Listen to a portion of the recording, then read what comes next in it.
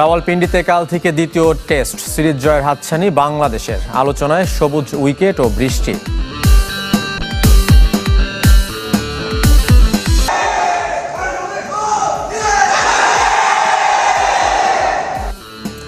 বীরের বেশে দেশে ফিরল সাফ জয়ী যুবারা। সীমিত সাধ্যে স্বল্প উপহার ক্রীড়া উপদেষ্টার।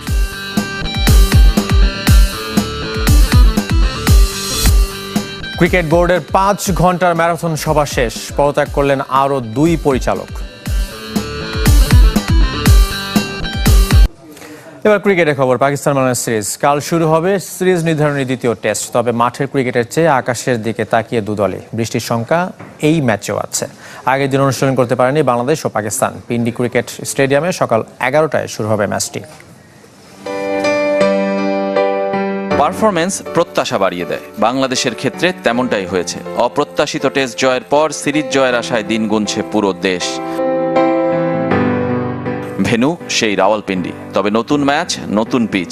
যে পিচ নিয়ে আলোচনার কমতি নেই। সবুজ ঘাসে ঢাকা 22 গজের ছবি ছড়িয়ে পড়েছে সামাজিক যোগাযোগ মাধ্যমে, যেখানে ফ্যান দিয়ে পিচ শুকানোর কাজ হচ্ছে। তবে উইকেট যেমনই হোক, পাকিস্তান একাদশে পরিবর্তন অবশ্যম্ভাবী। লেগ স্পিনার আবরার আহমেদের খেলা নিশ্চিত। শাহিন শাহ আফ্রিদির জায়গা হয়নি দ্বাদশে। নাসিম শাহ, খুররাম শাহজাদ, মোহাম্মদ আলী, মীর হামজা থেকে 3 জন পেসার বেছে নেবে স্বাগতিকরা। প্রথম টেস্টের পূর্ণ কৃতিত্ব বাংলাদেশের। তারা ভালো খেলেছে। আমাদের লক্ষ্য ছিল খেলাটাকে সামনে এগিয়ে নিয়ে যাওয়া, কিন্তু আমরা ব্যর্থ হয়েছিলাম। এখন লক্ষ্য দ্বিতীয় টেস্টে ফোকাস ধরে রাখা। বাংলাদেশ একাদশেও পরিবর্তন আসছে। তাসকিন আহমেদের খেলা নির্ভর করবে তার ফিটনেসের ওপর। ইনজুরি কাটিয়ে নেটে ফিরলেও মাহমুদুল হাসান জয়ের একাদশে ফেরার সম্ভাবনা কম। Yeah, the morale, of course, really good because of the obvious reasons of beating Pakistan in Pakistan. Cricketer মানসিকভাবে দারুণ অবস্থানে। পাকিস্তানের মাটিতে পাকিস্তানকে হারানো সহজ না। এখন আমাদের লক্ষ্য দ্বিতীয় টেস্ট। এখানেও প্রতিদ্বন্দ্বিতা হবে আশা করছি। দুদলের শক্তি ও দুর্বলতা সম্পর্কে আমাদের জানা। পিচ ও আবহাওয়ার দিকেও লক্ষ্য রাখতে হচ্ছে। প্রথম টেস্টের প্রথম দিনের মতো বৃষ্টির শঙ্কা আছে দ্বিতীয় টেস্টের প্রথম দিনেও। গরম, আর্দ্রতার বাড়াবাড়ির মাঝে 80% শঙ্কার আভাস দিচ্ছে আবহাওয়া অফিস। বৃষ্টির কারণে ম্যাচের আগের দিন অনুশীলন করতে পারেনি দুদল। এই ম্যাচ জিতলে তো কথাই নেই। ড্র করলেও সিরিজ বাংলাদেশের দখলে থাকবে। হারলেও সিরিজ হারানোর শঙ্কা নেই। স্লো ওভাররেটের কারণে দুদলই টেস্ট চ্যাম্পিয়নশিপের পয়েন্ট হারিয়ে বিপাকে। সেটাকেও বিবেচনায় রাখতে হচ্ছে। রেজওয়ানুজ্জামান, চ্যানেল 24। এই দলের পাকিস্তান সফরের খবর। দক্ষিণ এশিয়া সেরা হয়ে বিজয়ী বাংলার বীর যুবারা দেশে ফিরেছে। বিমানবন্দরে তাদের ফুলেল শুভেচ্ছায় বরণ করে নেওয়া হয়। ফুটবলাররা দারুণ আনন্দিত, কঠিন সময়ে দেশকে সাফল্য উপহার দিতে পেরে। তবে ভবিষ্যতের কঠিন যাত্রায় নিজেদের তৈরি রাখতে চান। জাতীয় দল পর্যন্ত পৌঁছে দিতে চান সাফল্য। জন্মভূমির ঋণ শোধের সাধ্যকার। তারপরও দেশের অর্জনে বাংলাদেশি হিসেবে তরুণ যুবারা গর্ব করতেই পারেন। নেপাল থেকে দক্ষিণ এশিয়ার শ্রেষ্ঠত্বের স্মারক হাতে দেশে ফিরেছেন মিরাজুল, নোভা, আসিফ, শ্রাবণরা। নতুন বাংলাদেশে বিমানবন্দরে ফুল আর মিষ্টি দিয়ে ফুটবলারদের বরণ করে নেন ফেডারেশনের গুটি কয়েক কর্মকর্তা। এই শিরোপার মধ্য দিয়ে দক্ষিণ এশিয়ার সব ট্রফি জয়ের চক্র পূরণ করল বাংলাদেশ। তারপরও এই ট্রফিটা একটু আলাদা দেশের বর্তমান পরিস্থিতির কারণে। বাংলাদেশের যত ফুটবল প্রেমিক আছে সবারই একটা আলাদা অনুপ্রেরণা দিবে যে না, যেহেতু যুবরা পারছে, আগামীতে আমাদের সিনিয়র স্টাফে সিনিয়র প্লেয়াররাও পাবে। বাংলাদেশে যে বেশি বেশি লিগ বা বেশি বেশি প্লেয়ারদেরকে সুযোগ দেওয়া, জুনিয়র প্লেয়ারদেরকে সুযোগ দেওয়া হয়, তাহলে জুনিয়রদের থেকে অনেক ভালো ভালো প্লেয়ার বের হবে। মাত্র 15 দিনের অনুশীলনে সাফ জয় বড় চমক কোচ মারুফুল হকের জন্য। তবে প্রথম ধাপ পেরিয়ে এখন এশিয়া অঞ্চলে চোখ তার। 2টা মিশন ছিল, একটা হলো সাফ টুর্নামেন্ট আর একটা হলো এশিয়ান কাপ আন্ডার অনূর্ধ্ব 20। দুইটাকে নিয়ে আমার টার্গেট ছিল। যেহেতু একটা অলরেডি আমরা ডান করেছি এবং ওটাও কিন্তু আমার ইনিশিয়ালি টার্গেট ছিল আমরা এনি হাউ ফাইনাল রাউন্ডে কোয়ালিফাই করব, এবং সেটার জন্য আমাদের প্লেয়াররা রেডি আছে। নতুন বাংলাদেশের নতুন সরকার প্রধানের সাথে দেখা করার ইচ্ছাও গোপন করেননি কেউ কেউ। যদি উনি আমার সাথে কথা বলে বা এরকম যদি সুযোগ হয়, অবশ্যই আমরা আমাদের পার্সোনাল প্লেয়ারদের ভিতরে ডিসকাস করব, যেটা আমরা চাইবো ওটাই হবে, ওটাই কথা বলবো।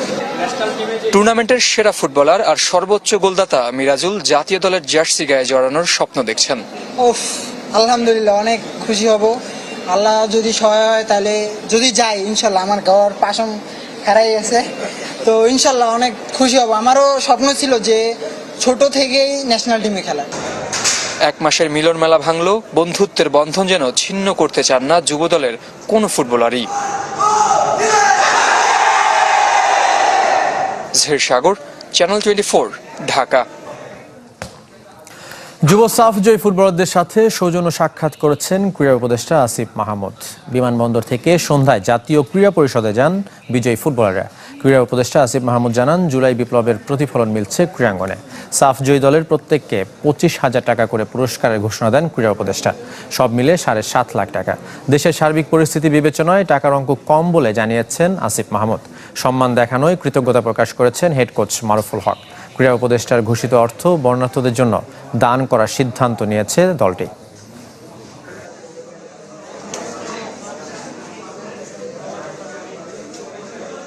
সাফ অনূর্ধ্ব 20 চ্যাম্পিয়ন দলের প্রত্যেক সদস্যের জন্য, যেহেতু জানেন দেশের বর্তমান অর্থনৈতিক পরিস্থিতিও ভালো না, তারপরেও আপনাদের জন্য প্রত্যেকের জন্য 25,000 টাকা করে অর্থ পুরস্কার ঘোষণা করছি। আমার সকল খেলোয়াড়দের চোখ, মুখ এবং তাদের ভাষা থেকে বুঝতে পেরেছি যে আসলে এই অর্থটা তাদের দরকার না, এই অর্থটা এই মুহূর্তে দরকার দুর্বলতা লাগার জন্য। পুরো টাকাটা আমাদের দরকার না, আমরা জানাবো কাল তৃতীয় ও শেষ ওয়ানডে ইসলামাবাদ ক্লাব গ্রাউন্ডে ম্যাচটি শুরু হওয়ার কথা সকাল 11টায়, কিন্তু বৃষ্টির শঙ্কায় ম্যাচ হবে কিনা তা নিয়ে আছে সন্দেহ। বৃহস্পতিবার অনুশীলন বাতিল করতে বাধ্য হয় বাংলাদেশ এ দল। প্রথম ম্যাচে পাকিস্তান শাহিনসের কাছে 8 উইকেটের বড় ব্যবধানে হেরে সিরিজে পিছিয়ে আছে সফরকারীরা। দ্বিতীয় ওয়ানডে বৃষ্টির কারণে পরিত্যক্ত হয়।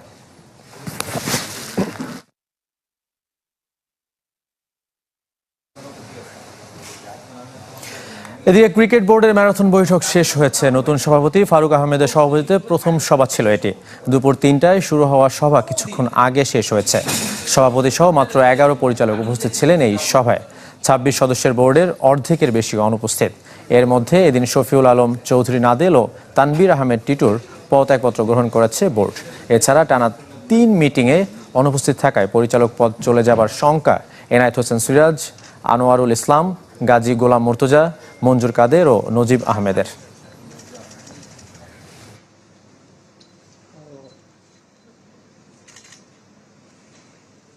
যে এটা আসলে সে অফিসের সিইও হিসাবে তার জিনিসগুলোতে সই করতে হবে, এটা কিন্তু এটা ইটস এ নরমাল প্র্যাকটিস। দর্শক, মিরপুর স্টেডিয়ামে বিসিবি সভাপতি সভা শেষে এই মুহূর্তে কথা বলছেন সভাপতি ফারুক আহমেদ। সরাসরি চলে যাচ্ছে সেখানে। হ্যাঁ, আপনি যেটা বলেছেন আর আগে যেটা বলেছেন যে আপনার এই ইনফ্রাস্ট্রাকচার ডেভেলপমেন্টে তারা ঝুঁকে পড়েছে এনএসসি কে বাইপাস করে, আমার মনে হয় এরকম খুব বেশি জিনিস আমি দেখি নাই।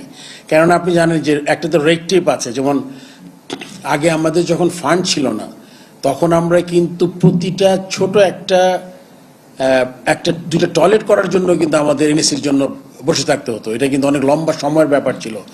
এখন আল্লাহর রহমতে যেহেতু বোর্ডের কিছু ফান্ড আছে যেটা যাতে আমরা প্রপার ইউটিলাইজেশন করতে পারি, সেই জন্য কিন্তু কিছু কিছু পদক্ষেপ হয়তো বোর্ড এখন নিজে নিতে পারে, বিকজ তারা একটু স্বয়ংসম্পূর্ণ হয়েছে ফাইন্যান্সিয়ালি। আর যেটা বললাম, যেমন আপনি বড় স্ট্রাকচার এনএসসি ছাড়া আপনি পারবেন না, কিন্তু ছোট কাজগুলো যেটা আমি বললাম, আপনি বলেছেন এই দুর্নীতিকে কিন্তু আমি অস্বীকার করতে পারবো না। আই এম শিওর অন্য অন্য ডিপার্টমেন্টে যা হয়েছে কিছু দুর্নীতি তো হয়েছে, এটা আমরা সবাই জানি। এই জন্য যেটা আমরা যাতে এটা আমরা ঠিক মতো দেখতে পারি, এই জন্যই তো অডিট ফার্ম আমরা একটা একদম যারা আগে করেছে তারা না, আমরা একটা শুরু করছি আমরা, যেটা মানে আমার যতটুকু ক্ষমতা আছে আমি বলবো যে ওটা দিয়ে আমি চেষ্টা করব।